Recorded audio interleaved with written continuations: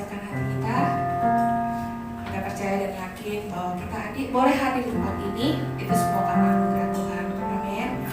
Amin. Mari kita persiapkan hati kita. Kita mau beribadah pada Tuhan. Kita mau berdoa kepala. Bapa di dalam surga, terima kasih Tuhan buat kesempatan hari ini Tuhan. Kami boleh kembali hadir di tempat ini Bapa.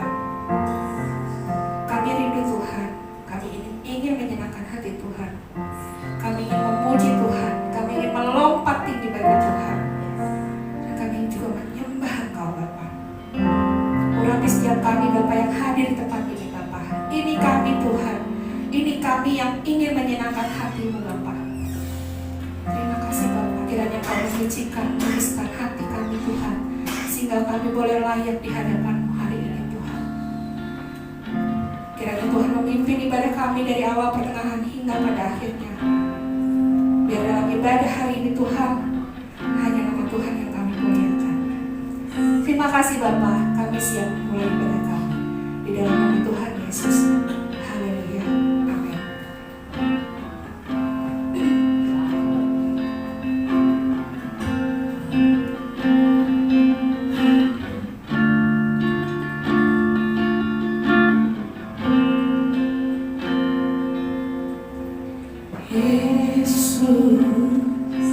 Kau sungguh baik, Yesus, nama-Mu indah, Yesus, ku cinta Kau selalu, ku tinggikan, ku agungkan selamanya.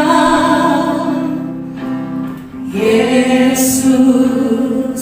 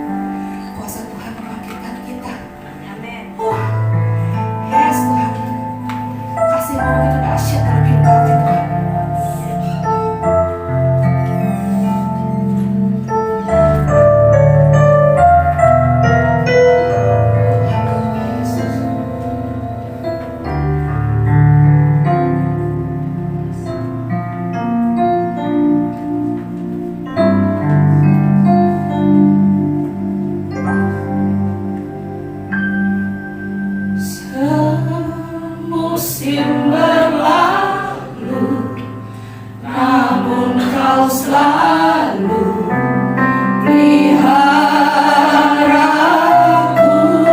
Yes, Tuhan. Kasih dan setiamu tak pernah layu di hidupku. Lebih luas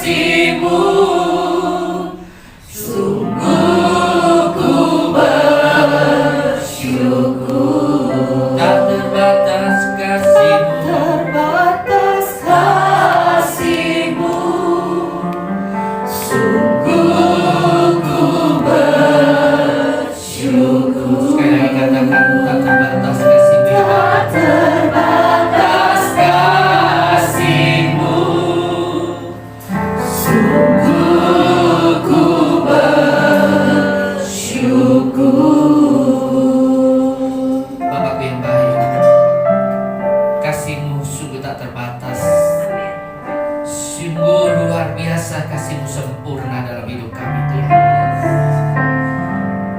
Kami menikmati kasih-Mu dari hari ke hari. Dan kami percaya sebagai anak-anak-Mu Tuhan, kasih yang Kau limpahkan kepada kami semakin hari akan semakin sempurna dalam hidup kami Tuhan. Sebab Engkau Bapakku yang baik, Allah yang ajaib Tuhan. Terima kasih Bapa. Kau Bapakku yang baik. Pagi hari ini kami boleh kumpul-kumpul kembali Tuhan. Kami bangun pagi dalam keadaan sehat. Kami tidur nyenyak. Kami aman dalam perlindungan-Mu. Sehingga Engkau mengizinkan kami kembali Tuhan, untuk kami beribadah, bersekutu dengan teman-teman kami di tempat ini, memuji, memuliakan nama-Mu Tuhan. Sebab hanya Engkau yang layak ditinggikan dan dimuliakan. Kami bersyukur Tuhan, kami memiliki Allah yang ajaib, Allah yang maha besar, Allah yang maha pengasih, Allah yang menyayangi hidup kami, dan Allah yang memberkati hidup kami. Terima kasih Bapa di surga untuk segala yang baik Engkau berikan kepada kami. Kalau hari ini Tuhan, saat ini Tuhan, kami mau mendengar sebagai kebenaran firman. Urapi kami semua Tuhan. Berikan kami hati yang taat, yang setia, hati seorang hamba yang membuka hati selebar-lebarnya untuk kebenaran firman-Mu, dan menjadikan hati ini menjadi lahan yang subur, sehingga firman yang ditabur tidak kembali dengan sia-sia, tetapi dia berakar, bertumbuh dan berbuah lebat.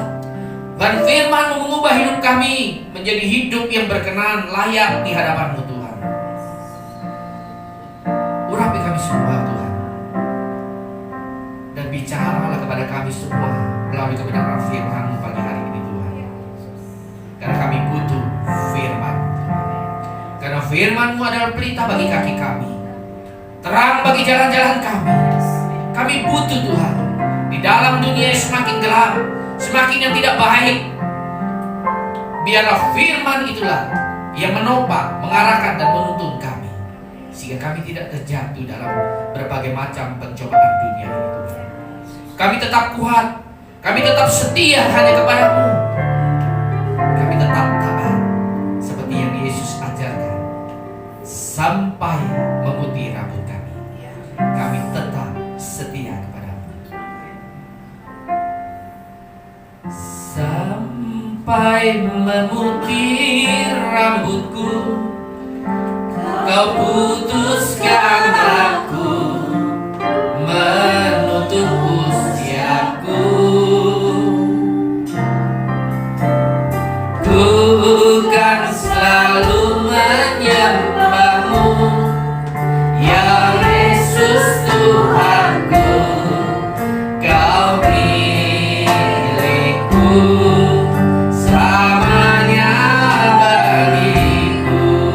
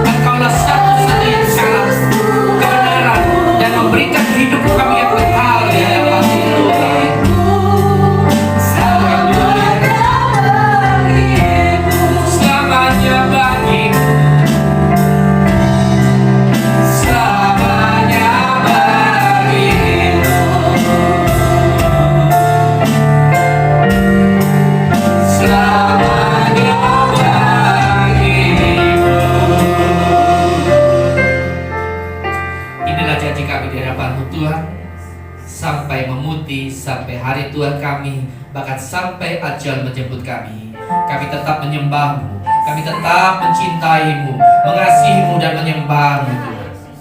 Karena kami tahu di dunia ini, di kolong langit ini tidak ada seorang pun yang dapat diselamatkan selain percaya kepada-Mu ya Tuhan Yesus. Engkaulah satu-satunya jalan kebenaran dan hidup. Tidak ada seorang pun, hanya Yesus yang mengatakan, tidak ada seorang pun yang sampai kepada Bapa, bisa kembali kepada Bapa kalau tidak melalui Yesus Kristus. Inilah yang menguatkan iman kami tetap percaya sekalipun badai masalah cobaan yang kami hadapi. Dan kami percaya Allah yang Maha Kuasa itu yang akan menopang kami, yang menguatkan kami, yang menuntun kami tetap ada di jalan kebenaran. Terima kasih Bapa di surga. Hanya di dalam nama Tuhan Yesus kami sambut kebenaran firman. Haleluya. Amin. Silakan duduk Bapak. Musik boleh kamu.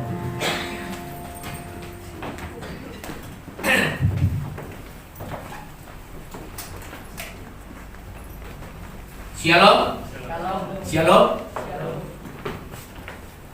Hari Kamis kemarin, ya kebetulan kan memang di sini tidak ada ibadah kenaikan Tuhan Yesus ya.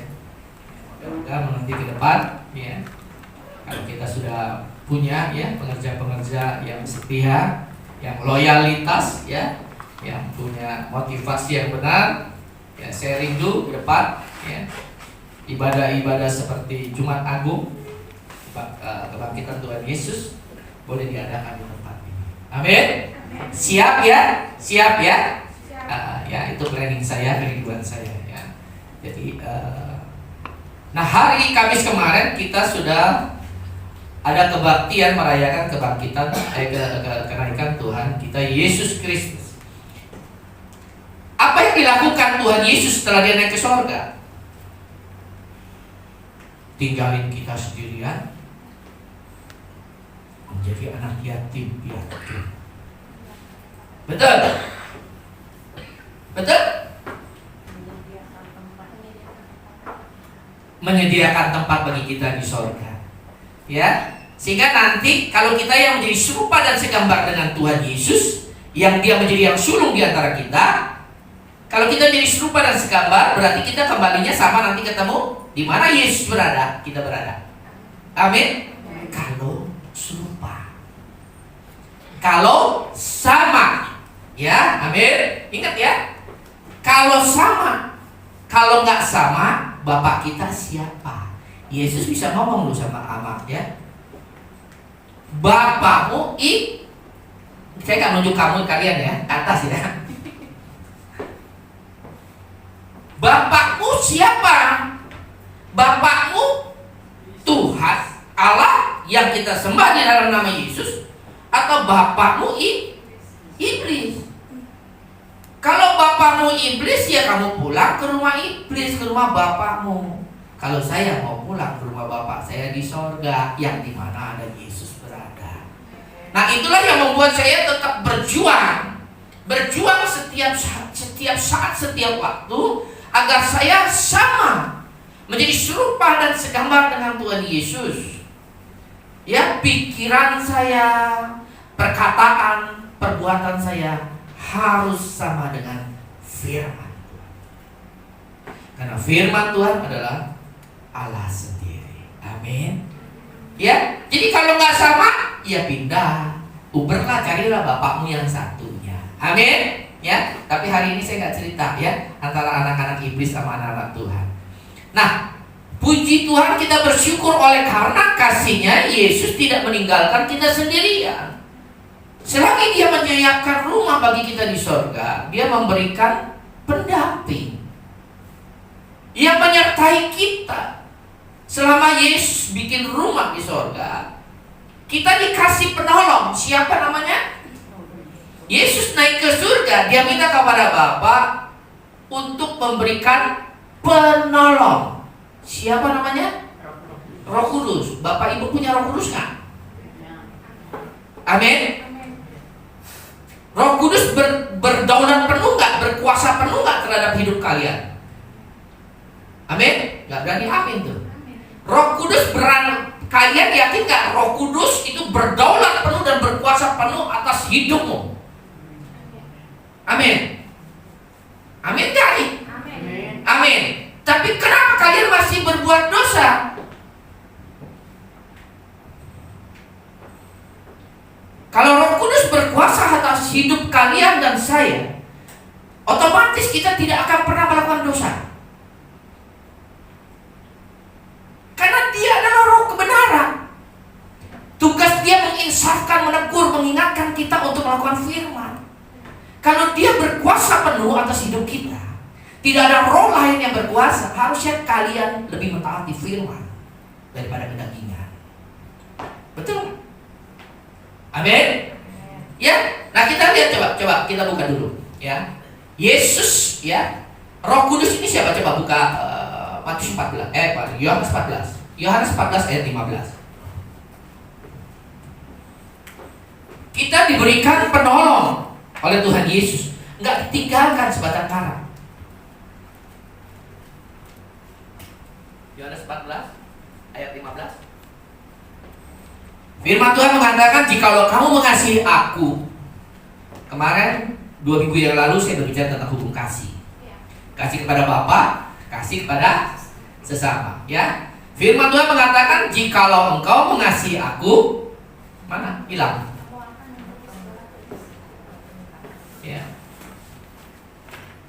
Engkau akan menuruti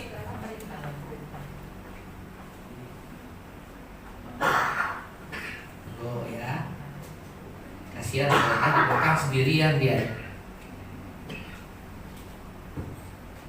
Jikalau kamu mengasihi aku, kamu akan menuruti segala perintahku. Kan ada lagunya, aku mengasihi engkau Yesus dengan segenap. Kita kan nyanyi kemarin kan. Kita mengasihi Tuhan gak? Kita mengasihi Tuhan gak? Amin. Tapi kenapa gak pernah nurut sama perintah Tuhan?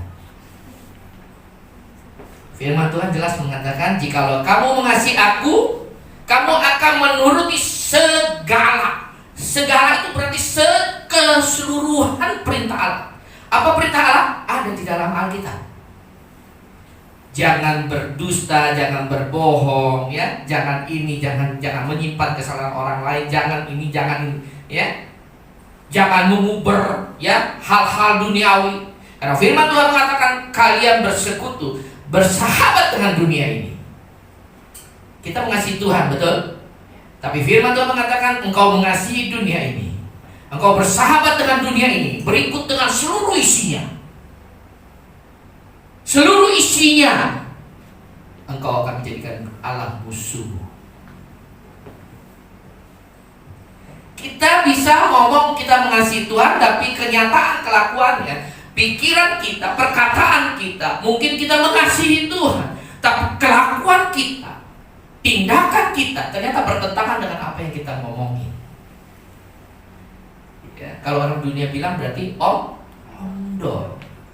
Omdol doang. Kenapa? Kenyataannya dia bersahabat dengan dunia ini, bersahabat dengan mamon, akrab dengan kedudukan, dengan kekayaan, kehormatan. Gak usah bicara dengan berhala lah ya, nyembah berhala kita udah pasti tahu ya. Orang Kristen udah tahu ya, agama lain pun tahu ya, musyrik namanya. Tapi hati-hati, kita bersahabat dengan uang kita aja, kita sudah menjadikan Allah musuh lama-lama. Kenapa? Tidak ada seorang pun yang bisa mendua hati. Orang yang mendua hati pasti tidak akan pernah tenang hidupnya. Betul? Ya? Nah, inilah fungsi dari Roh Kudus, mengingatkan. Ini judul perikopnya adalah Yesus menjanjikan penghibur, penolong. Ya, ayat 16 coba. Aku akan minta kepada Bapa. Kalau kita mengasihi Allah, dia akan, Yesus naik ke surga, dia akan minta kepada Bapa. Dia akan memberikan kepadamu seorang penolong yang lain, supaya dia menyertai kamu selama kita hidup. Nanti ada penolong yang diberikan oleh Tuhan Yesus untuk menolong kita. menghibur kita, ya, mengingatkan kita, menginsyafkan kita akan dosa. Makanya hati-hati, tubuhmu adalah baik Roh Kudus. Roh Kudus ada. Karena Roh Kudus yang dijadikan oleh Tuhan Yesus. Tetapi apakah Roh Kudus itu berdaulat penuh atas hidupmu? Nah, ini pertanyaannya. Maka tadi saya tanya, kalau Roh Kudus berdaulat penuh dan berkuasa penuh atas hidupmu, engkau tidak mungkin berbuat dosa. Setiap orang yang lahir dari Allah, yang dipimpin oleh Roh Allah, tidak mungkin berbuat dosa lagi. Amin. Ya. Ayat 17. Yaitu roh kebenaran. Ya. Makanya kadang-kadang kalau saya baca Alkitab, saya berdoa biar Roh Kudus, roh kebenaran itu yang memimpin saya mengartikan Alkitab, firman Tuhan. Kenapa? Kalau kita gak dipimpin oleh roh kebenaran, kadang-kadang nanti kita ngaco sama firman Tuhan, mentafsirkan sendiri firman Tuhan seenak-enaknya, dan kita pakai untuk khotbah, akhirnya kita menyesatkan banyak orang. Makanya firman Tuhan juga itu pedang bermata dua untuk saya dan Bapak Ibu. Saya juga mesti melihat apakah pelayanan saya salah enggak, saya mentafsirkan firman salah enggak. Kan bahaya kalau saya firman salah, betul nggak? Nanti saya pakai terus untuk cari mamon. Kita pergunakan firman Tuhan untuk menarik berkat dari kalian. Perpuluhan saya tarik, persembahan sulung saya tarik, kolektor, ayo nabur. Mau diberkati, mau pintu surga terbuka, ayo nabur. Tabur sedikit, tuai sedikit. Tabur banyak, tuai banyak.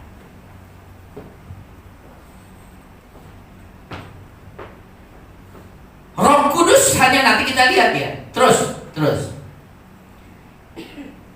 Aku tidak akan, coba balik ayat 17.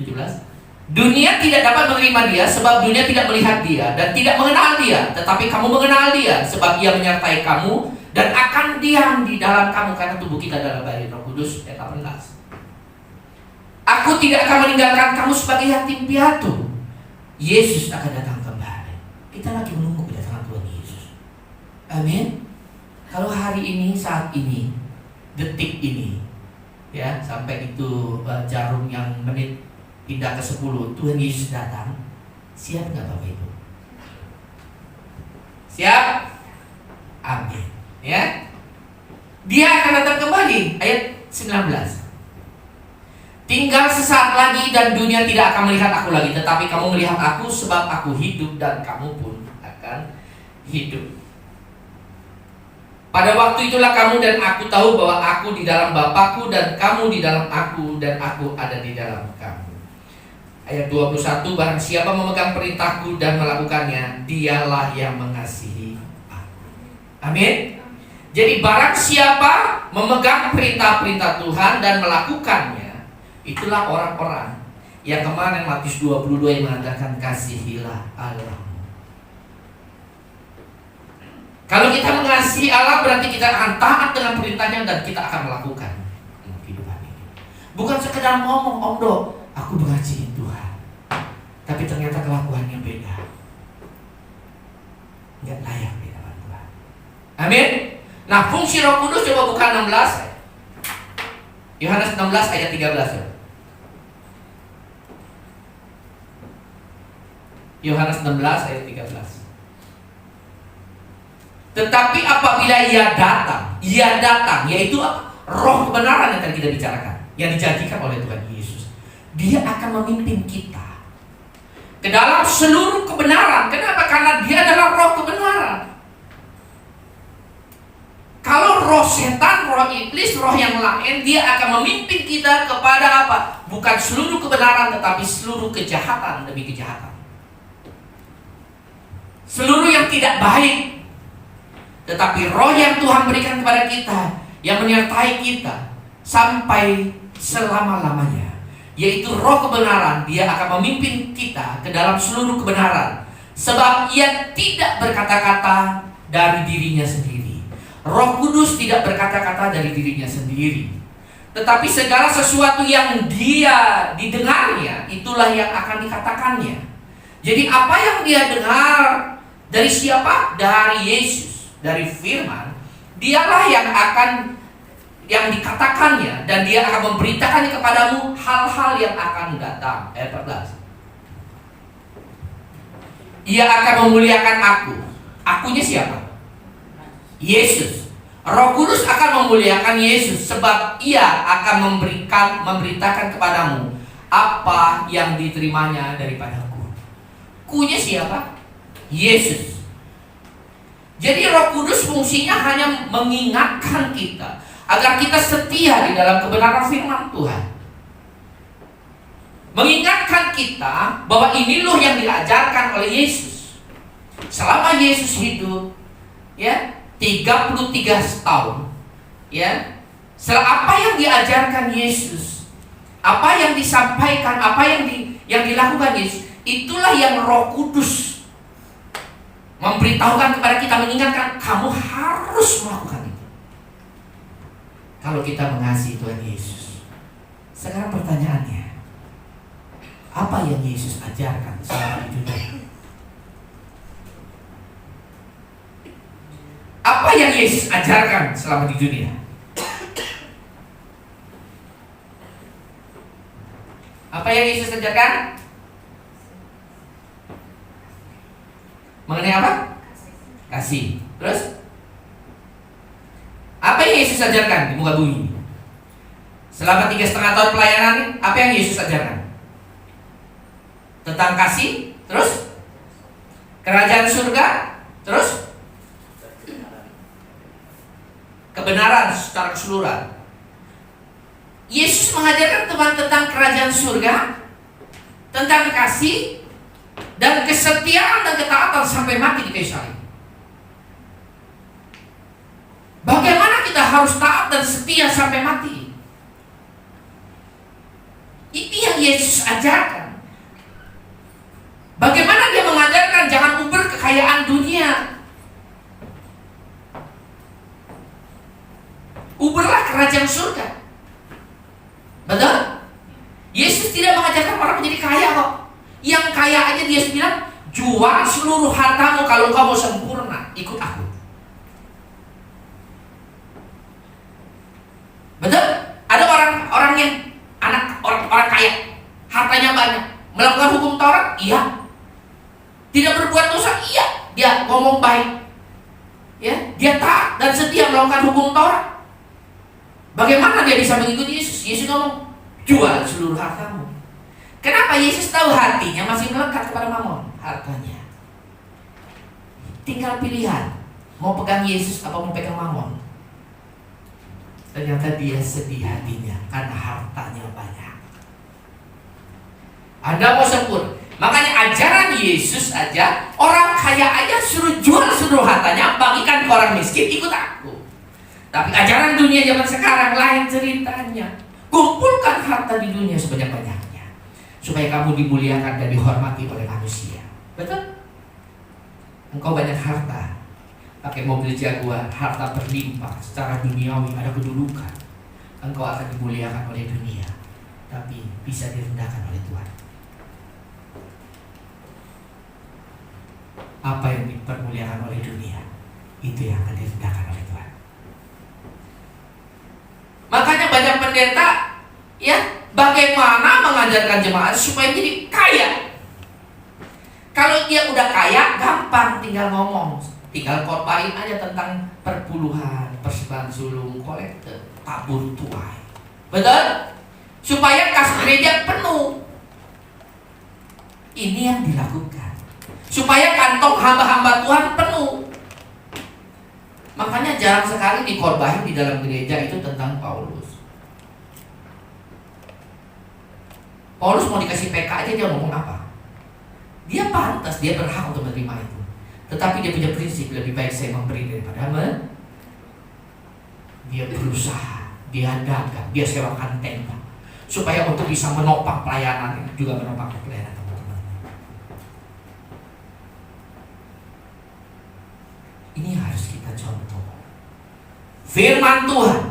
Nah, Yesus selama pelayanan di muka bumi ini, Dia hanya mengajarkan 3 hal. Kerajaan surga jauh lebih berharga dari apapun yang ada di dunia ini. Makanya Matius 6 ayat 33 mengatakan, carilah dahulu kerajaan Allah dan kebenarannya.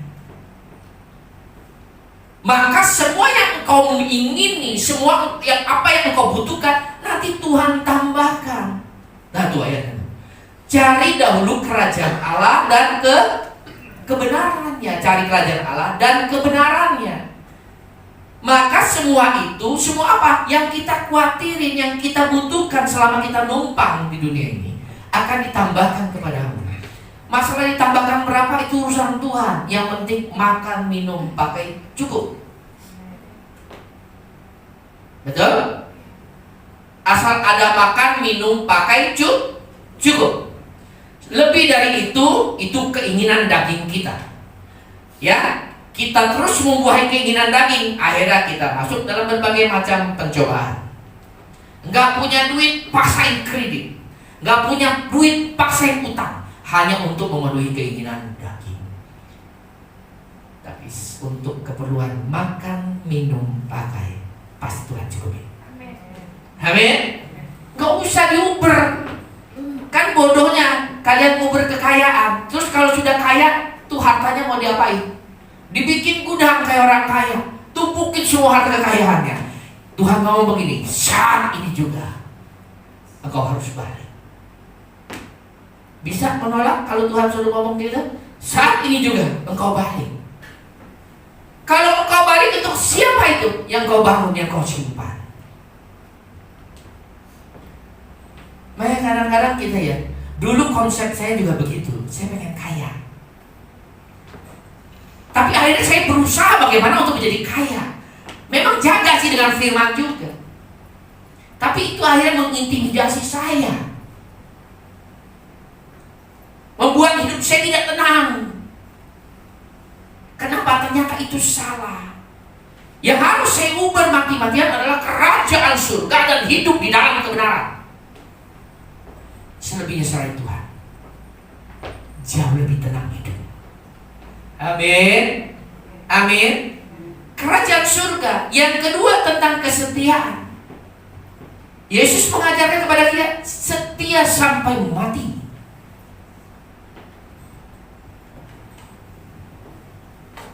Banyak dari kita, ya, kadang-kadang kita, firman Tuhan mengatakan tadi kan, kalau engkau mengasihiku, engkau taatkan perintahku dan lakukan dalam kehidupan sehari-hari. Tapi karena kita kurang setia, kurang taat kepada firman Tuhan, kepada Yesus, kepada Allah, sehingga kadang-kadang kita nego dengan apa yang ditawarkan oleh dunia.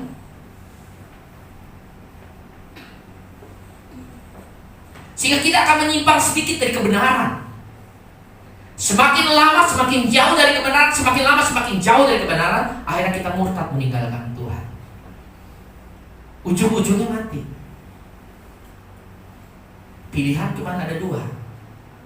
Balik ke rumah setan, ke rumah iblis, atau ke rumah Bapa. Tidak bisa kembali lagi mundur. Waktu tidak bisa diulang. Hidup di dunia 70 tahun kuat, 80 selebihnya yaitu ya kesusahan demi kesusahan. Betul? Ya. Kalau saya ditanya sama Tuhan, mau nggak saya umur 100? Bapak Ibu mau nggak umur 100? Kok nggak ya langsung jawabnya? Kalau mau saya doain sekarang biar panjang umur. Minta bonus saya tambahin 10%, 110. Mau nggak? Ya. Dan saya percayalah apa yang saya minta di dalam nama Tuhan Yesus pasti dikabulin. Mau nggak umur 100? Kenapa Bapak Ibu nggak mau umur 100? Kenapa? Kenapa Bu David? Hah? Kan gak jalan. Ya, firman Tuhan mengatakan umur manusia 70 tahun, kalau kuat 80, selebihnya adalah penderitaan, kesulitan, kesukaran. Kan saya ngomong ini, kemarin saya ke dokter gigi lagi. Ya, ditambal copot, ternyata saya diusur rongsen, saya rongsen. Ya, ternyata di rongsen nggak bisa ditambal permanen. Cuma solusinya 2, dicabut. Wah, cabut kiri kanan, geraham belakang lagi kan? Saya nggak mau. Dok, ada solusi lain nggak? Ada. Jadi sekarang nggak bisa tambal permanen, tambal sementara. Waduh, tambal sementara kira-kira kuat berapa? Antara 2 minggu sampai 3 bulan. Oh, jadi gitu. Karena ternyata dia bolongnya sampai yang satu sini nancep, nggak nyampe ke akar. Belum ada yang kalau nambel itu cairannya disuntik, ya, jadi bisa langsung ke sana. Kalau pakai itu biasanya udah keras dulu, jadi dia belum nyampe ke akarnya, makanya coplok terus, nggak bisa nyambung ke akarnya. Jadi belum ada kedokteran untuk dokter gigi yang disut gitu ya kan, jadi sus penuh sampai atas gitu ya, nggak ada. Waduh, saya bilang ya sudahlah, saya mendingan pilih yang itulah, nggak apa-apa lah. Maksimal berapa? 3 bulan ya, paling rendah 2 minggu. Ya sudah, sekali ke dokter 400. Ada 2 gigi yang lubang, 400. Ya paling saya berdoa begini, Tuhan jangan 2 minggu, betul nggak? Ya 2 minggu sekali 400.000 kan, aduh banyak juga ya nggak? Ya 3 bulan sekali atau bahkan lebih lah, boleh kita minta sama Tuhan. Amin. Tanda-tandanya apa saya mesti ke dokter? Kalau giginya mulai sakit, ada makanan nyelip nggak bisa keluar. Oh gitu ya sudah. Ya itu yang saya lakukan. Umur saya berapa? Jalan 55. Umur 100 bagaimana saya nanti? Ontong. Betul? Ada orang yang umur 100 giginya masih lengkap? Pakai gigi palsu, Pak. Pakai gigi palsu. Ya, pakai gigi palsu kira enak gak? Enak, bener gak? Abis makan copot itu tinggal sikat gigi. Ya, ya. Nah itu ya. Hidup manusia tidak selama-lamanya, tapi nanti di sana kekal selama-lamanya. Berjuanglah. Berjuanglah selagi masih ada waktu, ada kesempatan berjuang. Biarlah Roh Kudus selalu mengingatkan kita dan kita taat dan setia kepada Roh Kudus. Ya, dan Dia akan memberitakan, menyampaikan, ya, mengingatkan kita bahwa Yesus mengajarkan seperti ini. Dia tidak tambahkan dan Dia tidak kurangi. Yang pertama, kerajaan surga. Kedua, tentang kesetiaan. Ya, taat sampai mati. Sekali terima Yesus, pegang Yesus selama-lamanya. Kenapa? Firman Tuhan. Tidak ada nabi di dunia ini, nabi agama apapun, yang berani mengatakan akulah jalan, kebenaran dan hidup. Yesus orang benar gak? Kita jangan bicara dia roh Allah yang turun ke dunia ya, yang menjadi manusia. Kita mau bicara Yesus benar nggak? Apa yang Yesus ajarkan benar nggak? Apa yang Yesus contohkan dalam kehidupannya benar nggak? Benar. Dia nggak mungkin bohong, betul? Kalau dia berkata akulah jalan, kebenaran dan hidup, dan dia mengatakan tidak ada seorang pun yang bisa masuk kembali kepada rumah Bapa kalau tidak melalui aku. Bagaimana kalian tidak mau percaya? Ya.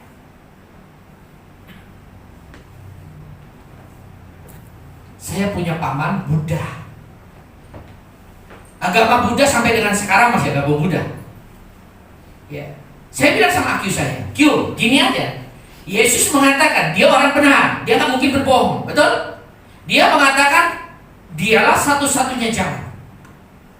Tidak ada seorang pun bisa sampai kepada Bapa, ke rumah Bapa kita di surga, kalau tidak melalui Tuhan Yesus.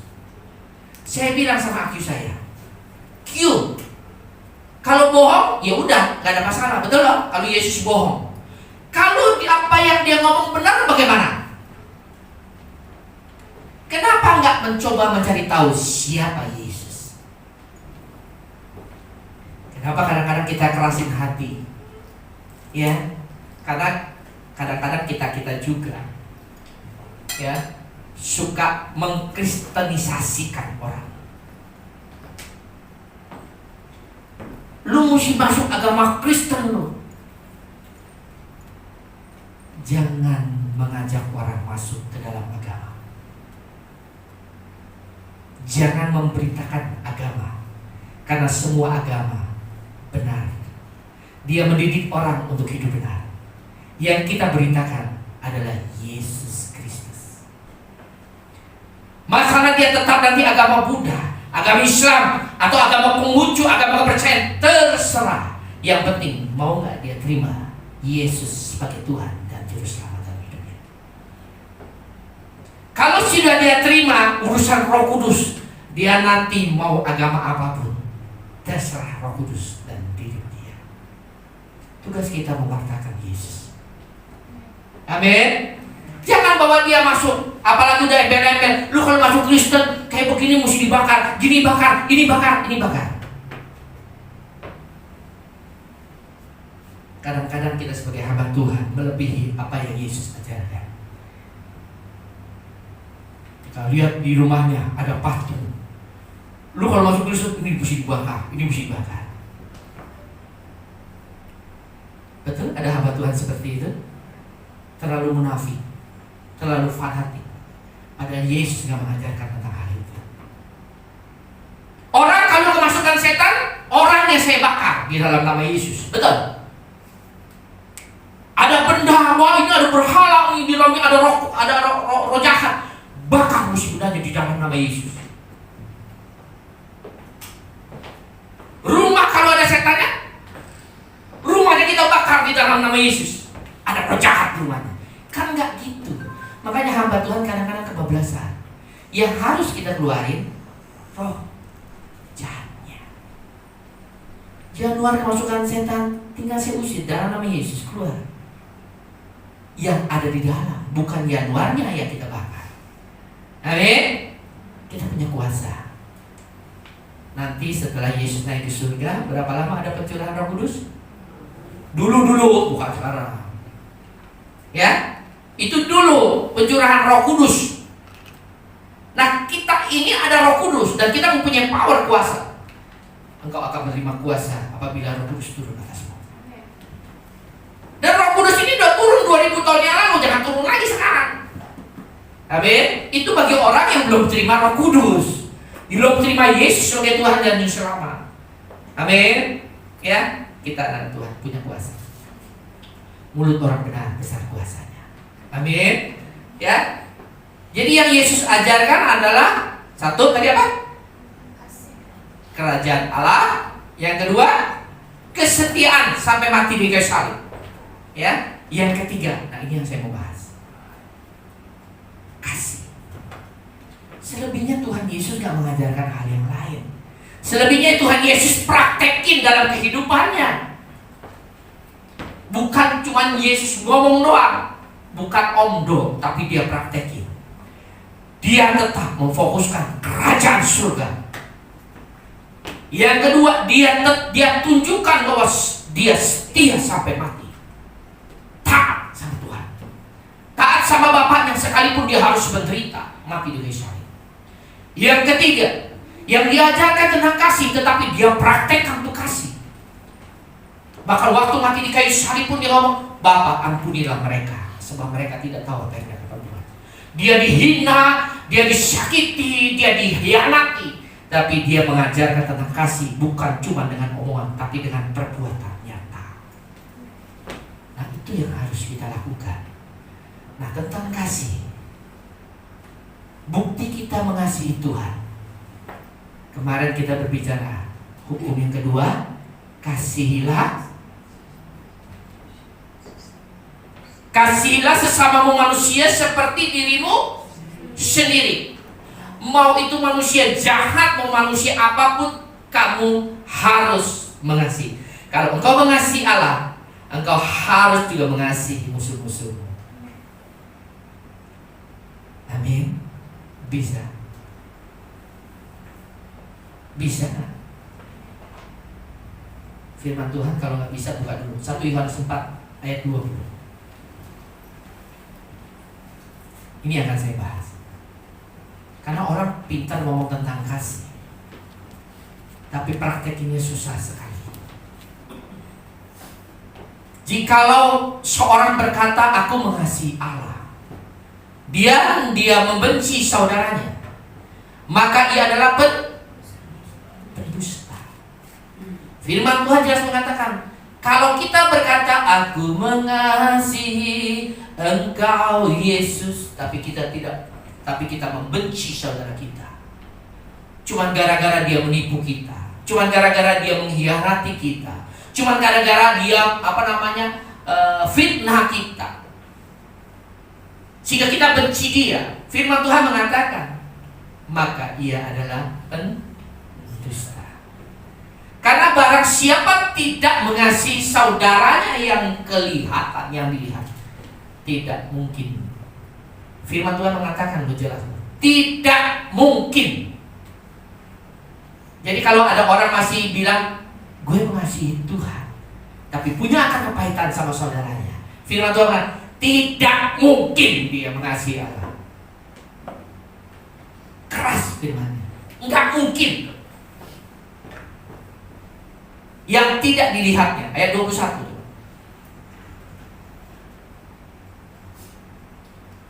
Dan perintah ini kita terima dari dia, barang siapa mengasihi Allah, apa katanya? Harus, ini perintah, nggak boleh dibantah. Ini perintah. Firman Tuhan mengatakan tadi Yohanes 14 ayat 15, kalau engkau mengasihi Tuhan, engkau akan taat dengan perintah-perintahnya. Jadi kita taat dengan perintah-perintah Tuhan, berarti kita itu sudah mengasihi Allah.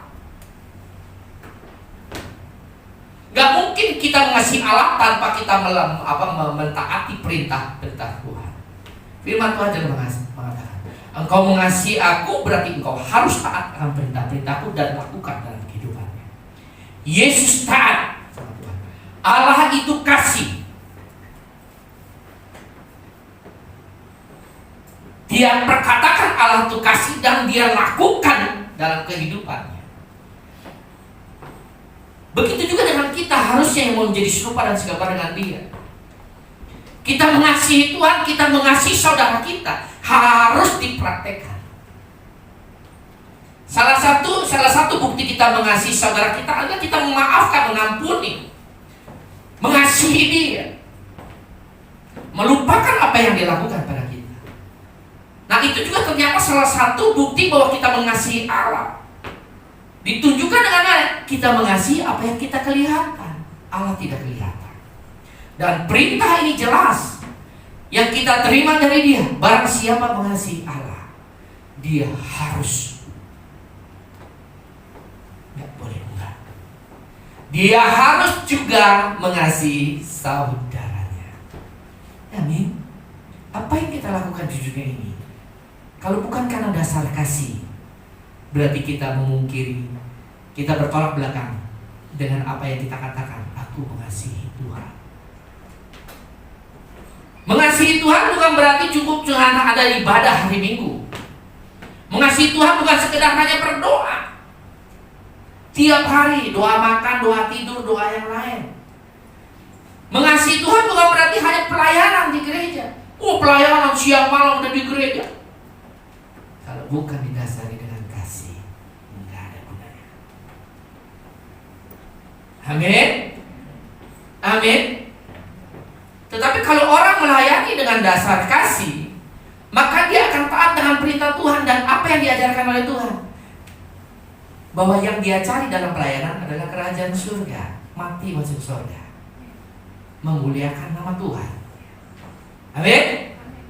Kalau pelayanan di atas dasar kasih, maka dia akan setia.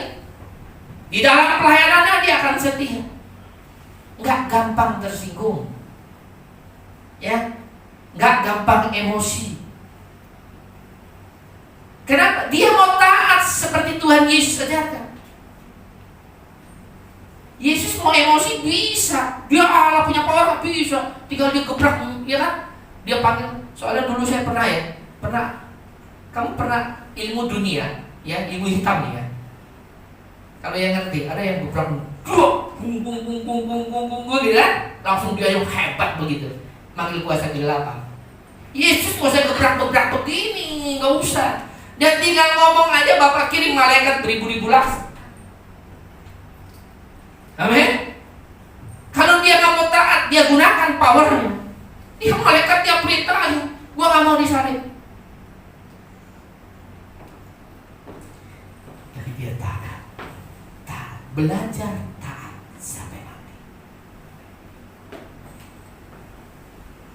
Amin. Belajar taat sampai mana. Kadang yang kita lakukan naik dalam kehidupannya. Ya. Jemaat juga sama. Kalau lagi mood ke gereja, nggak mood ke gereja.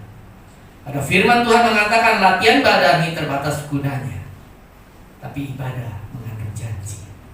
Saat ini dan saat yang akan datang. Maka selagi ada waktu haruskan ibadah yang benar. Amin. Ya, jadi Yesus itu nggak mengajarkan macam-macam. Ya, nggak mengajarkan kita jadi kaya. Ya, cuman itu. Ya, yang terakhir yang kita mau bahas adalah kasih. Apa sih kasih itu? Coba buka 1 Korintus 13.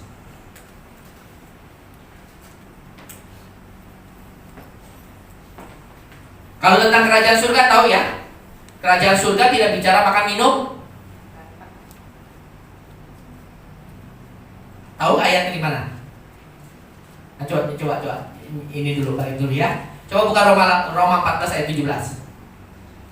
Kalau setia kan tahu, kerajaan Allah tahu ya. Kita harus cari kerajaan surga kan. Ajaran Tuhan Yesus cuma 3. Itu kita bahas. Kerajaan surga, coba Roma 14 ayat 17. Yang udah dapat kalau ini. Sebab kerajaan Allah bukan soal makanan dan berapa banyak hamba Tuhan ngomongnya kita harus mencari kerajaan Allah dan kebenarannya, maka semua akan ditambahkan. Tapi kenyataannya, prakteknya, pengajaran yang di lapangan, kita masih bicara soal makan dan minuman, kedudukan, kekayaan dan kehormatan. Makanya kudu pinter ngerti firman. Jadi kalau hamba Tuhan ngomongnya sudah ngaco, menyimpang dari ajaran yang Yesus ajarkan, jangan terima. Protes juga jangan tiba-tiba berdiri, wah benar loh, jangan ya. Ya, yang baik, yang benar kita terima, kita lakukan. Yang enggak, keluar masuk kiri kanan aja. Ya, kenapa? Kerajaan surga itu ternyata bukan bicara tentang bagaimana supaya kita jadi kaya, diberkati Tuhan. Ya, yang sakit disembuhkan, enggak ada. Ya, lu ikut Tuhan, lu nangis sakit disembuhkan, diterima mujizat, itu urusan Tuhan. Kerajaan surga itu bisa tentang kebenaran. Lu ibadahnya bener nggak, hidupnya bener nggak, kelakuan lu bener nggak, semuanya bener, pelayanan lu bener nggak, itu dulu. Lu kerjanya bener nggak, lu kerjanya bohong, nipu sana nipu sini, bohong boleh nggak?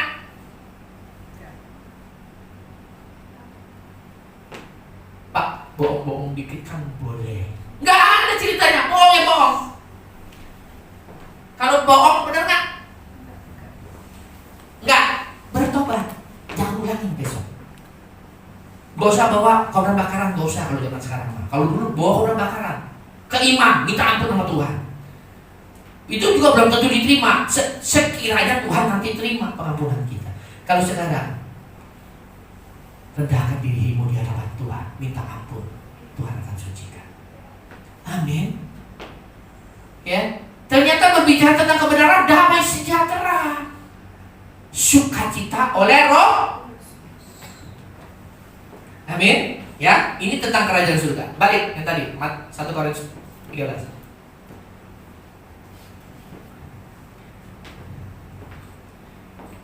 Sekalipun aku dapat berkata-kata dengan semua bahasa manusia, saya bisa bahasa Arab, bahasa Inggris, bahasa Indonesia, bahasa Sunda, ya, bahasa Jerman, Spanyol, luas semua. Semua bahasa manusia di dunia ini saya bisa. Bahkan hebatnya lagi, dan bahasa malaikat. Laba. Kemarin ada yang nanya ke saya soalnya ya, lagi makan nasi uduk di pinggir jalan, ya, ada engkong-engkong nanya tentang bahasa roh, ya kan. Saya bilang bahasa roh memang ada, ya. Tapi kalau gereja gitu, itu benar nggak bahasa roh? Nah, ini kita mesti uji, betul nggak? Sekarang itu kan bahasa malaikat, bahasa roh, betul nggak? Sila bara. Hah? Betul? Nanti diraba-raba. Betul? Akhirnya masuk neraka. Betul nggak? Ya. Gini, bahasa roh ada. Bahasa itu untuk kita dengan Tuhan. Ya. Kalau saya ngomong raba, ngerti nggak? Sila laba. Ngerti nggak? Apa yang saya ngomong? Nggak ngerti. Betul? Itu bahasa urusan kita sama Tuhan. Tapi kalau saya bernubuat, Misia ngerti. Misia bisa ngerti. Misia jangan gitu. Itu nggak boleh Misia. Betul? Roh Kudus kita bisa ngerti bahasa mana aja. Roh Kudus ada di Jerman nggak pakai bahasa Indonesia. Dia pakai bahasa Jerman. Roh Kudus di Indonesia pakai bahasa Indonesia. Misia nggak boleh begitu ngelayanin. Mesti ada kasih, ampuni. Ngerti kan? Ngerti. Tapi kalau sila pada ngerti kan? Nggak ngerti kan? Nah saya bilang memang ada gereja punya kayak begitu. Ya sudah dihadirin aja. Ya, dan kalau misalnya ada ngomong, siapa yang sudah dibaptis Roh Kudus? Siapa yang sudah dibaptis Roh Kudus? Yang di sini saya tanya, siapa yang sudah dibaptis Roh Kudus? Kan kalau gereja yang ini kan sudah angkat tangan. Oke. Yang sudah dibaptis Roh Kudus, mari kita bahasa roh. Sila bala dira. Betul? Sekarang saya tanya, kalau kayak gitu benar apa enggak? Benar enggak? Kenapa? Roh Kudus tidak bisa diperintah dengan lidah ini. Bagian dari tubuh kita manusia. Menjadi debu dari tanah. Daging mana bisa perintah roh? Ngerti ya? Ngerti ya? Jadi kalau ada yang siapa yang sudah dibaptis Roh Kudus, mari kita berbahasa roh. Itu bukan bahasa roh. Kebiasaan. Supaya kelihatan nanti angkat tangan, wih, gua harus sudah bisa bahasa roh, berarti rohani gua tertinggi. Kata siapa? Kau bisa bahasa manusia, bisa bahasa malaikat, bahasa roh. Tetapi jika tidak mempunyai kasih, aku sama dengan gong yang berkumandang dan canang yang berkedip. Bahasa roh bisa hilang. Men, bahasa roh hilang. Emang nanti kalau kita masuk ke surga, malaikat di pintu nanya ke kita pakai bahasa roh? Malaikat pakai raba. Coba lihat di Alkitab. Murid-murid Tuhan Yesus, ya, waktu pelayanan Tuhan Yesus pakai bahasa roh, ngusir setan pakai bahasa roh. Kemarin saya lagi mau ngelayanin satu ya. Ternyata sebelumnya ada hamba Tuhan yang ke situ katanya bisa juga punya karunia. Ya, punya karunia alam roh. Dan di kamar bapaknya itu dia pakai bahasa roh, laba. Bapaknya sampai lama stres ya, nggak mau ngikutin. Ya, jangan sembarangan, dikit-dikit laba. Diraba. Lu raba-raba nanti kalau gua laporin lo sama polisi lu. Nah, ya, ngerti ya? Jadi bahasa roh itu ada, ya, bahasa malaikat itu ada. Itu membuat kita ini, tapi bernubuat itu jauh lebih baik. Amin. Nggak ada gunanya tuh. Jago bahasa seluruh dunia, jago bahasa malaikat, kalau nggak ada kasih, percuma. Yang kedua,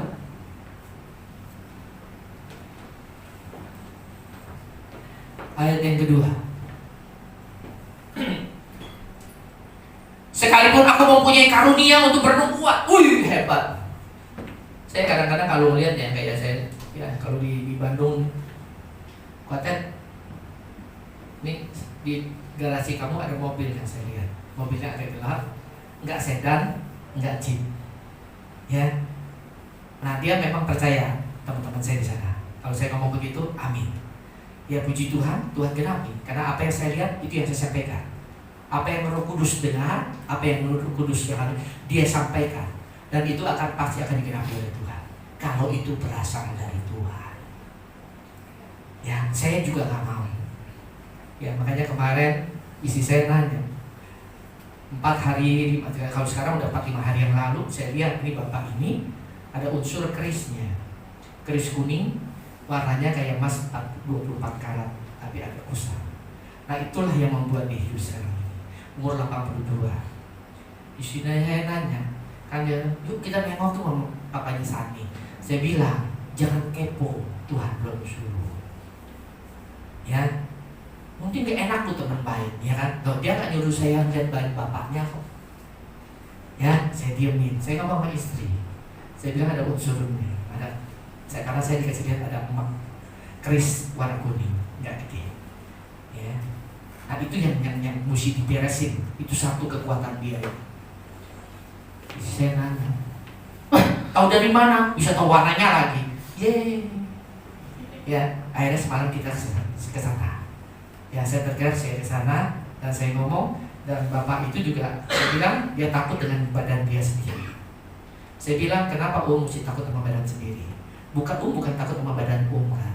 Takut sama apa yang ada di badan Dia udah lemas, gak bisa ngapa-ngapain.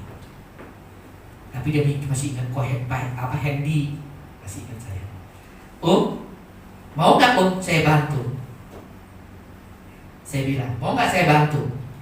Kan takut sama yang ada di dalam badan Ya itu. Ternyata ini yang belum bisa diberesin. Chris ini sudah dikubur katanya. Rumah yang lama sudah dijual, udah dikubur dekat lubang pompa. Nah, Chris ini hanya transfer awal. Kalau sudah kelamaan dia akan menyatu dalam tubuh dan daging darah kita. Syukur kalau Chrisnya bisa diambil. Itu nanti bisa kita tarik lagi yang di dalam badannya, dimasukin, pulangin ke rumahnya. Baru ini dibakar di dalam nama Yesus. Kalau ininya ketemu, ya sudah. Berarti perlu kesediaan dari yang bersangkutan. Mau gak kita tolong? Akhirnya saya mau gak sih tolong? Ya, siapa yang di dalam badan yang sampai takut? Apa yang ada di dalam? Dia ngomong apa? Susah, maksudnya susah diungkapin. Ya sudah. Paling kalau mau ya tunggu dia udah lemah sekali fisiknya baru kita tarik keluar. 15. Karena itu juga yang waktu itu saya lakukan. Ya, orang yang punya susuk segala, hati-hati, itu kuasa kegelapan. Badan kita kalau masih kuat, dia nggak masalah. Mengalami kelemahan fisik karena faktor usia, nanti dia uring-uringan di dalam. Ya, hati-hati. Ya, bernubuat dan aku mengetahui segala rahasia. Ke depan kita bisa tahu, ya, dan memiliki seluruh pengetahuan, dan sekalipun aku memiliki iman yang sempurna. Saya punya iman sempurna kalau urusan setan. Saya bilang begini, lu mau siapapun, mau gondoruo, mau jin yang paling hebat, pokoknya kalau gua datang lu mesti minggir. Kita anak Tuhan. Imannya sempurna gak? Saya pernah datang ke rumah yang ada di setan yang diganggu, kita pelayanan masuk setan. Saya bilang setan yang udah ada di dalam lagi di depan di pagar.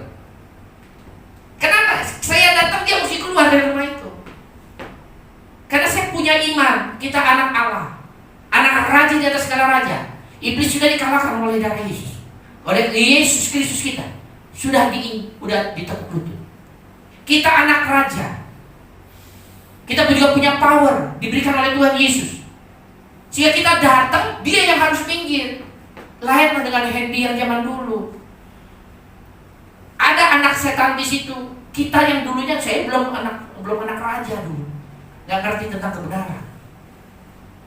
Dibaptis umur 12 tahun, hanya sekedar dibaptis. Tapi kelakuan saya nggak sesuai dengan apa yang saya lakukan di hadapan Tuhan. Ke gereja juga nggak pernah. Natal, ya, agama Kristen kapal selam. Kalau Natal muncul ke permukaan. Habis itu selesai Natal, nyungsep lagi dalam lautan. Nanti tunggu lagi Natal lagi, nongol lagi dia ke laut di ini, ya kan? Kayak kapal selam. Sehingga apa yang saya lakukan dulu, kalau ada setan, ya kita ini mah nggak percaya, nggak punya iman anak raja. Itu pohon pisang ada kuntil anaknya, itu pohon kelapa katanya ada penunggunya gondoruo. Apa yang saya lakukan? Ketemu pohon bambu, katanya ada tuyulnya di situ. Ya, ada kuasa Tuhan. Yang saya lakukan apa? Numpang lewat, anak babi numpang lewat. Saya dulu anak babi, bukan anak Tuhan. Babi takut sama setan, sehingga anak babi numpang lewat, mau pipis. Udah kebelet, nggak ada tempat lagi. Masa kita mau terang-terangan di bawah pohon di bawah lampu penerangan? Betul nggak? Ada cari yang tempat sepi, yang tempat gelap. Waduh, kita nggak tahu tuh ada setan atau enggak, tapi kan kita udah punya rasa kekhawatiran, ketakutan. Orang yang hidupnya penuh dengan ketakutan tidak layak di hadapan Tuhan. Karena ketakutan, yaitu anak babi numpang pipis, anak babi numpang pipis, itu yang saya lakukan. Kalau sekarang masa bodoh, anak raja lagi mau pipis, lu anak setan pinggir dulu. Dia harus pinggir, bukan kita. Amin. Kita memiliki iman yang sempurna. Mindahin gunung bisa, tapi saya nggak bisa mindahin gunung. Tapi kalau mindahin BPKB saya bisa. Tuh saya diketawain. Mindahin BPKB itu bukan dari laci terus ke tempat kredit, bukan. Ini benar-benar. Ya, pernah ada kejadian mami saya kehilangan BPKB. Saya bilang masih cari. Kapan mami ada? Kapan mami perlu? BPKB ada di tempatnya. Yang sudah cari itu mami saya, cici saya, semua adik saya sudah nyari. Bolak-balik sudah di tempat surat itu, ya ada map surat, nggak ada. BPKB sudah dibawa ke Bekasi, dan cici saya diulang lagi berkali-kali, nggak ada. Jangan dicari. Kapan mami perlu BPKB? BPKB itu ada di tempatnya. BPKB pas mami saya perlu, udah berjalan udah lama. Buka di surat itu, ada BPKB-nya. Amin. Ya, loh setan juga bisa mindahin kok. Saya punya teman yang di Bandung, punya 7, simak nomor 1, kehilangan kunci di ujung Merung, naik motor kehilangan kunci, dicari kemana-mana gak ketemu. Apa yang dia lakukan? Dia telepon ke istrinya, "Mak, lepasin 1." Dari 7 pegangannya, lepasin 1, jinnya lepasin 1. Cuman dia ngomong sama si jin, "Pokoknya nanti gue udah selesai ketemu orang, kuncinya balikin." Dia selesai pertemuan di ujung Merung, ya, Bandung, mau pulang, kunci ada di jok motornya. Saya bilang hebat nih, tapi saya layanin dia susah sekali. Saya bilang, anak lu kegangguin setan, manggil saya. Rumah lu kemasukan setan, panggil saya. Makanya firman Tuhan tuh gak pernah bohong. Setan musir setan gak bisa. Amin. Ya. Setan musir setan kagak bisa. Amin. Ya. Kan Yesus menang dengan roh apa kamu nyusil gitu. Ya. Kita pakai kuasa Tuhan. Amin. Ya. Tetapi jika aku tidak mempunyai kasih, nggak ada guna sama sekali. Hebat ini, tapi nggak ada kasih, percuma. Selanjutnya 3. Dan sekalipun aku membagi-bagikan segala sesuatu yang ada padaku, nih gue bagiin duit semua nih, ya, bahkan menyerahkan tubuh kita nih, naik rambut korban, ya, kayak dulu waktu saya masih bandel, kepala juga saya kasih teman. Makanya selalu kadang-kadang dulu saya kepo, urusan teman saya yang maju, yang berperang, ya, perang hajar-hajaran ya, pakai senjata begitu. Kalau mati, ya, bukan karena dasar kasih itu mah, ego. Amin. Tetapi jika aku tidak mempunyai kasih, nggak ada manfaatnya. Amin. Tahu ya? Ya, nyumbang gereja, ya, bagus. Tapi kalau bukan karena dasar kasih, nggak ada manfaatnya bagi kita. Amin. Mending nyumbang kecil, tapi dengan penuh rasa bersyukur, kerelaan hati yang terbaik, daripada nyumbang gede, tapi mau kita dihargai. Besok-besok gereja ada masalah. Kita ada masalah, kita ini terus ditegur, gereja atau kiri ya. Kalau nggak ada gua, nggak ada tuh gereja, nggak bisa perpanjang kontrak tuh kalau nggak ada gua. Nah, kan ketahuan kan tujuannya kan? Kalau memberi untuk Tuhan, bahkan sesama pun nggak usah dilihat lagi. Amin. Beri yang beri aja. Tangan kanan memberi, tangan kiri memberitahu. Amin. Apalagi untuk Tuhan. Ayat yang 4. Nah, kita lihat, kasih itu apa sih? Kasih itu ada lagunya. Yuk, coba pinjam ini dulu ya, BR1 aja. WR, keyboard 1. Kasih ajar kami kan ya? Ajarilah kami. Nah, kita nyanyi dulu ya. Awalnya gimana ya? Kasih pasti lemah. Mesti bantu WA dari bawah ya. Pasti murah kasih. Nyanyi pinter ya. Pinter kan? Nyanyi lagu ini kan pinter kan? Dengan lidah ucapan kita kan? Nanti tolong dipraktekin dalam kehidupan sehari-hari. Amin. Ya, kalau nggak ada gunanya, cuma pintar ngomong tapi nggak pintar jalanin ya. Kasih pasti lemah lembut. Kasih pasti memaafkan. Kasih pasti murah hati. Kasihmu Tuhan. Ajarilah kami. Ajarilah kami Saling mengasihi. Ajarilah kami saling mengampuni. Ajarilah kami kasih-Mu ya Tuhan. Kasihmu kudus tiada batas. Amin. Tadi kita nyanyi kan refnya. Ajarilah kami. Minta sama siapa? Minta siapa ngajarin? Yesus sudah di surga. Minta siapa? Roh Kudus. Roh Kudus ajarin saya dong. Tapi kalau sekedar diajarin terus gak dipraktekin, berarti gak ada gunanya. Iman tanpa perbuatan mati.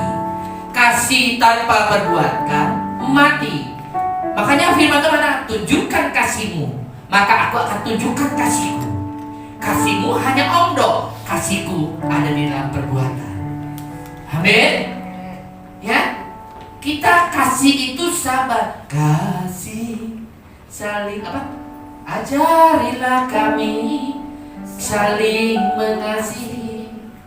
Coba kita minta sama Roh Kudus untuk saling mengasihi. Ajar kami Roh Kudus apa yang diajarkan oleh Tuhan Yesus untuk saling mengasihi. Lo mengasihi suami kita gak bisa,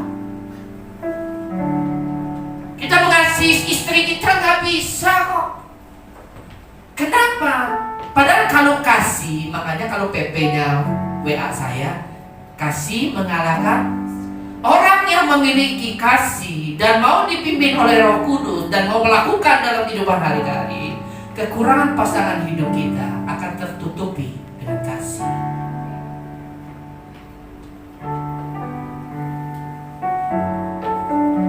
Tidak ada manusia yang sempurna. Seganteng-gantengnya Pak Edi waktu muda, kalau tua juga keriput. Waktu muda aku cinta padamu, cintanya luntur karena ada keriput.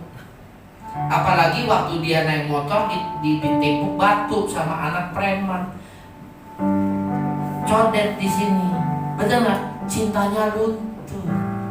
Ada codet laki gua sekarang, kan nggak gitu. Kalau kita ada kasih dari dalam, kasih menutupi codetnya. Pokoknya Pak, orang lain mau ngomong apa terserah. Pokoknya papi mah paling ganteng di dunia.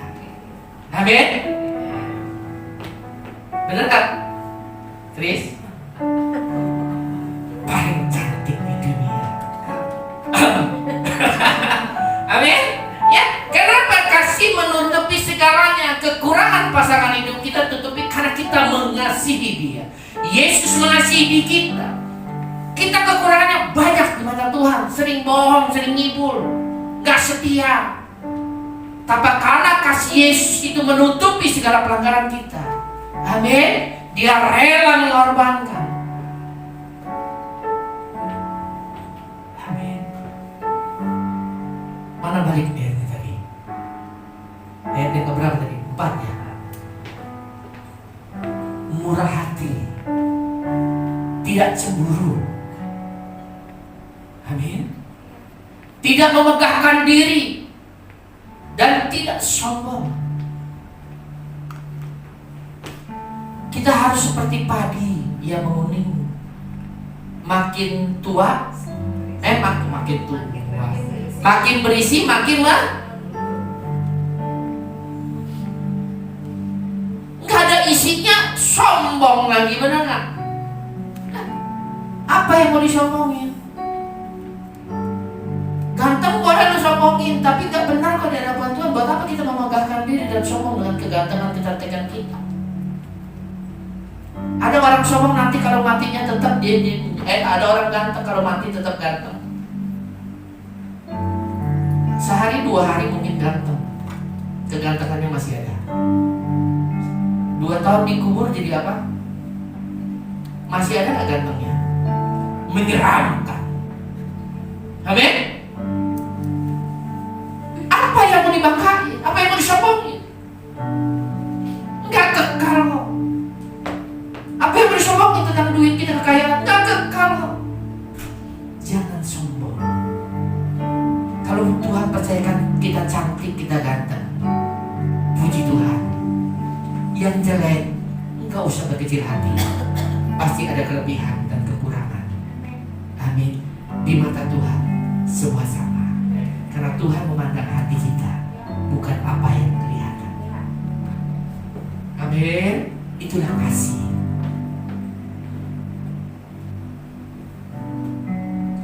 Ia tidak memegahkan diri dan tidak sombong. Ayat ke-5. Saya mau khotbah sampai jam 5, saudara. Ia tidak melakukan yang tidak sopan dan tidak mencari keuntungan diri sendiri. Amin. Tetapi keadaan manusia akhir zaman adalah orang yang mementingkan diri sendiri, salah satunya. Berapa banyak keadaan manusia sekarang mementingkan diri sendiri? Lu selamat, ya? Lu mau bangkrut kek, mau apa kek, terserah. Yang penting gua selamat. Ini keadaan manusia akhir zaman. Ya, ia tidak Kalau orang yang masih suka marah-marah bertobat. Ternyata orang yang marah-marah berarti tidak ada kasih. Kalau dia tidak ada kasih, bagaimana kasih Allah ada dalam hidupnya? Dan tidak menyimpan kesalahan orang lain. Siapa yang masih simpan kesalahan orang lain? Gak usah angkat tangan lah. Berarti Anda tidak memiliki kasih. Berubah, keluar dari tempat ini. Biar firman ini, Roh Kudus menegur kita, mengingatkan kita, menginsyafkan kita. Amin. Ya, itu fungsi Roh Kudus, menginsyafkan kita. Ya. Karena firman Tuhan mengatakan, tetapi apabila ia datang, yaitu Roh kebenaran, ia akan memimpin kamu ke dalam seluruh kebenaran. Sebab ia tidak akan berkata-kata dalam dirinya sendiri, tetapi segala sesuatu yang didengar, itulah yang akan dikatakannya, dan akan diberitakan kepadamu hal-hal yang akan datang. Ia akan memuliakan, ya. Di sini ada, ya. Kalau kita baca nanti. Dan kalau ia datang, ia akan menginsyafkan dunia akan dosa, kebenaran dan kehakiman. Akan dosa karena mereka tetap tidak percaya kepada. Itu fungsi Roh Kudus yang sekarang ada dalam hidup kita. Makanya orang yang mendukakan Roh Kudus tidak akan ada pintu maaf lagi. Berarti hidup dia tidak mau diatur oleh Roh Kudus. Jadi mau diatur siapa? Amin. Amin. Kita mesti taat setia. Kita mau taat dipimpin oleh Roh Kudus. Ayat ke-6 coba. Ia tidak bersuka cita karena ketidakadilan, tapi karena kebenaran. Yang 7. Ia menutupi segala sesuatu. Nah itu, kasih menutupi segala sesuatu, kekurangan. Ya, kekurangan pasangan kita, kekurangan orang lain, kesalahan orang lain, ketutup semua karena kasih. Sehingga kita bisa mengasihi dia, mengampuni dia, melupakan kesalahannya, dan mengharapkan segala sesuatu, sabar dalam menanggung segala sesuatu. Itu punya kasih. Ada badai, masalah apapun, dia sabar menanggung segala sesuatu, karena dia percaya bahwa ada Yesus yang menyertai dia. Allah, Roma 8 ayat 28, Allah turut bekerja untuk mendatangkan kebaikan bagi siapa? Bagi orang-orang yang mengasihi dia. Amin. Ayat 8, Kasih tidak berkesudahan. Nubuat akan berakhir. Bahasa roh akan berhenti. Pengetahuan akan lenyap. Ayat 9. Sebab pengetahuan kita tidak lengkap dan nubuat kita tidak sempurna. Ayat 10 ada nggak? Tetapi jika sempurna tiba, maka yang tidak sempurna itu akan lenyap. Oke, sudah selesai. Ya. Yesus kembali. Yesus hanya mengajarkan 3 hal selama pelayanan hidup dia. Kerajaan surga. Kerajaan surga tidak bicara makanan minuman, tetapi bicara tentang damai sejahtera, sukacita, dan kebenaran. Ya. Yang kedua, Yesus belajar mempraktekkan nih harus taat dan setia. Sekali ikut Yesus, selama ikut Yesus, badai apapun tidak ada yang sanggup memisahkan kita dari kasih Yesus. Amin. Tetap taat dan setia. Yang ketiga, Yesus mengajarkan tentang kasih dan dia praktekkan.